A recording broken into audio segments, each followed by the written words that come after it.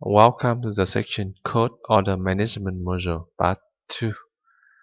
The Order Management module allows the admin users or managers to manage orders submitted by the customer on the website. In the Part 1, we already implemented the feature List all orders and view order details.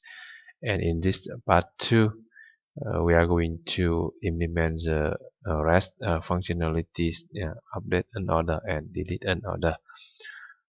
For updating an order,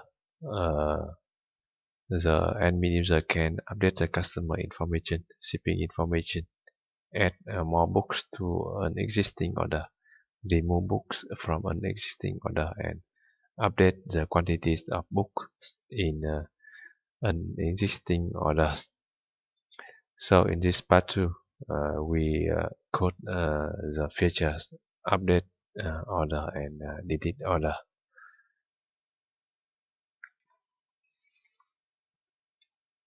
So we have the following task list for this part 2. To update an order, we write code to implement update shipping information, update quantities of books, remove books from order, and add books to order. And finally,